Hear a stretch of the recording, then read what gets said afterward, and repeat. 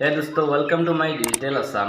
আজি মই আপোনালোকৰ কাৰণে বেলেগ এটা ভিডিঅ' লৈ আহিছোঁ। এই ভিডিঅ'টো বহুত ইম্পৰ্টেণ্ট আৰু বহুত গুৰুত্বপূৰ্ণ। আজি আমি এটা স্মাৰ্টফোনৰ জৰিয়তে কেনেকৈ নিউ ভোটাৰ আইডি এপ্লাই কৰিব পাৰোঁ সেইটো সম্পৰ্কে আজি এইটো ভিডিঅ'ত ষ্টেপ বাই ষ্টেপ আপোনালোকক দেখুৱাই যাম। আপোনালোকে ভিডিঅ'টো প্ৰথমৰ পৰা শেষলৈ চাই থাকিব।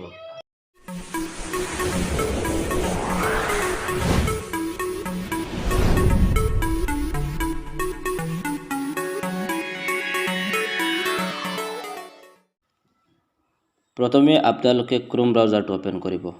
মই ক্ৰোম ব্ৰাউজাৰ ওপেন কৰিছোঁ। ওপেন কৰাৰ লগে লগে সাৰ্চ বাৰত টাইপ কৰিব www.nbsp.in। টাইপ কৰাৰ লগে লগে ইয়াত দেখিব এখন ইণ্টাৰফেচ আহিছে। এখন ইণ্টাৰফেচ অহাৰ লগে লগে ইয়াত দেখিব পাৰিব ইয়াত বহুকেইটা অপচন আছে। আপোনালোকে ইয়াত চাব পাৰিব যে electoral roll PDF, search in electoral roll, আপোনালোকে দেখিব পাৰিব voter portal, form, download electoral roll PDF, আপোনালোকে যদি বিচাৰে লিষ্ট ডাউনলোড কৰিব পাৰিব, ট্ৰেক এপ্লিকেশ্যন ষ্টেটাছ। এতিয়া মই ফৰ্মছ ইয়াত ক্লিক কৰিম। ফৰ্মছত ক্লিক কৰাৰ লগে লগে দেখিব আৰু এখন পেজ আহিছে। আপোনালোকে ইয়াত দেখিব পাৰিব voter registration track application status. এতিয়া আপোনালোকে ইয়াত দেখিব পাৰিব আৰু এখন পেজ অহাৰ লগে লগে form 6, form 6A, form 7, form 8, form 8A, আপোনালোকে ইয়াত দেখিব পাৰিব বহুকেইটা অপচন আছে।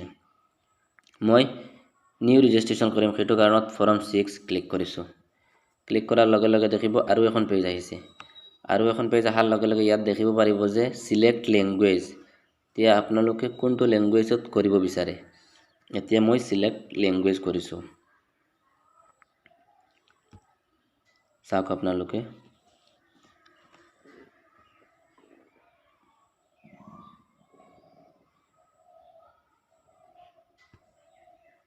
মই ইংলিছত কৰিম, ইংলিছ কৰিছোঁ। যদি আপোনালোকে যিটো লেংগুৱেজত বেছি আপোনালোকৰ সুবিধা হয় সেইটো লেংগুৱেজ সিলেক্ট কৰিব। অসমীয়াটো কৰিব পাৰিব, বঙালীটো কৰিব পাৰিব, তামিলো কৰিব পাৰিব। মই ইংলিছ সিলেক্ট কৰিছোঁ। চাব আপোনালোকে গোটেইখন পেজ ইংলিছ হৈ যাব। আপোনালোকে তাৰপিছত আপোনালোকে ইয়াত আপোনাৰ ৰাজ্য কি হয় আপোনালোকে ষ্টেট এইটো সিলেক্ট কৰিব। মোৰ ৰাজ্য কি হয় অসম, মই অসম সিলেক্ট কৰিছোঁ। তাৰপিছত আপোনালোকে ডিষ্ট্ৰিক্ট সিলেক্ট কৰিব। মই ডিষ্ট্ৰিক্ট সিলেক্ট কৰিছোঁ। তাৰপিছত আপোনালোকে ইয়াত সমষ্টি সিলেক্ট কৰিব। মোৰ সমষ্টি মই সিলেক্ট কৰিছোঁ। তাৰপিছত ইয়াত আছে as a first time voter, এইটো ইয়াত টিক মাৰ্ক ৰাখি দিলেই হ'ল। মই প্ৰথম ৰেজিষ্ট্ৰেশ্যন কৰিছোঁ সেইটো কাৰণত। তাৰপিছত আহি গ'ল নেম, আপোনালোকে নাম দিব লাগিব সঠিক হিচাপত।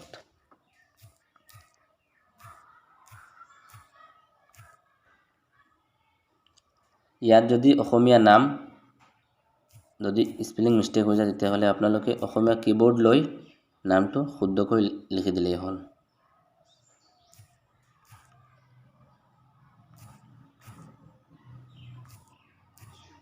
তাৰপিছত আপোনালোকে ইয়াত ছেকেণ্ড নেম দিব লাগিব যিটো হয়।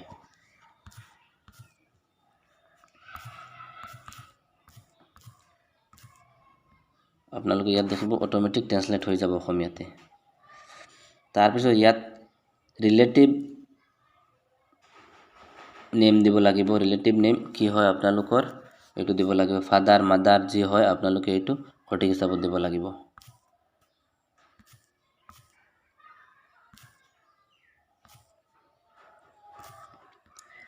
তাৰপিছত অসমীয়া নাম ট্ৰান্সলেট হৈ যাব অটোমেটিক। ইয়াত ছেকেণ্ড নেম,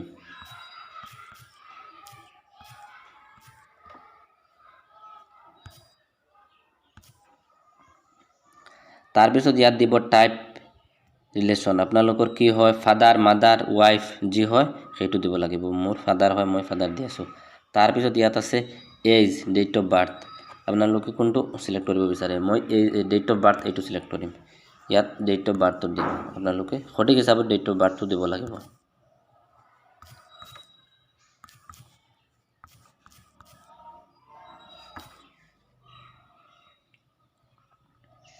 তাৰপিছত ইয়াত সিলেক্ট কৰিব জেণ্ডাৰ, আপোনাৰ জেণ্ডাৰ সিলেক্ট কৰিব, লিংগ সিলেক্ট কৰিব। তাৰপিছত আপোনালোকে জেণ্ডাৰ সিলেক্ট কৰাৰ পিছত আপোনালোকে হাউচ নাম্বাৰটো সিলেক্ট কৰিব লাগিব। আপোনাৰ হাউচ নাম্বাৰ কি হয় আপুনি হাউচ নাম্বাৰটো সিলেক্ট কৰিব লাগিব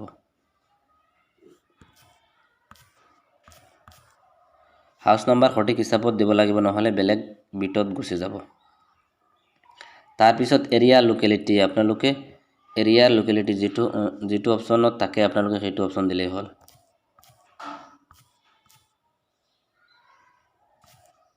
ইয়াত অটোমেটিক অসমীয়াতে ট্ৰান্সলেট হৈ যাব তাৰ পিছত টাউন ভিলেজ আপোনালোকে যদি টাউনত থাকে তেতিয়াহলে টাউন দিব যদি গাঁৱত থাকে তেতিয়াহলে গাঁৱৰ নামটো দিব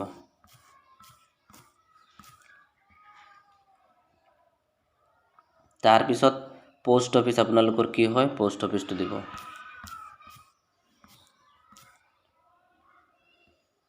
তাৰ পিছত আপোনালোকৰ পিন নাম্বাৰটো দিব তাৰ পিছত আপোনালোকে এবাৰ চাব ইয়াত কোনো স্পেলিং মিস্টেক আছে নে নাই আপোনালোকৰ যদি স্পেলিং টিকেটাকে হয় তেতিয়াহলে আপোনালোকে ইয়াত এটা বক্স আছে সেইটো টিক মাৰ দিলেই হল সেম এজ এবভ আপোনালোকে এইটো টিক মাৰ দিলে গুটেই পেজ ওপৰৰ পেজ গুটেই তলত আহি যাব তাৰ পিছত ইয়াত আছে ফ্যামিলি ইপিক নাম্বাৰ দিব লাগিব মই ফ্যামিলি ইপিক নাম্বাৰ দি আছো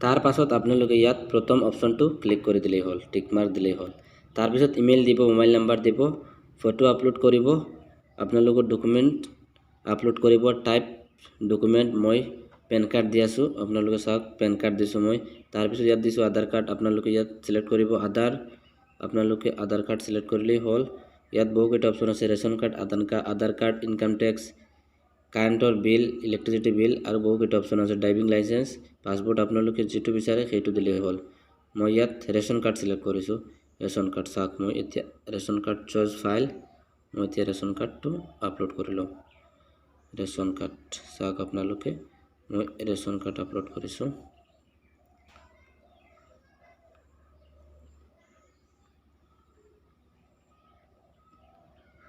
চাওক ৰেশন কাৰ্ড আপলোড কৰিছো তাৰ পিছত আপোনালোকে ইয়াত ভিলেজ লিখিব তাৰ পিছত ডিস্ট্ৰিক্ট লিখিব তাৰ পিছত ষ্টেট লিখিব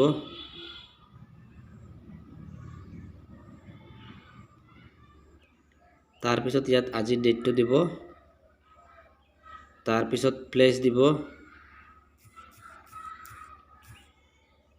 তাৰ পিছত আপোনালোকে ক্যাপচাৰ কেইটা দিব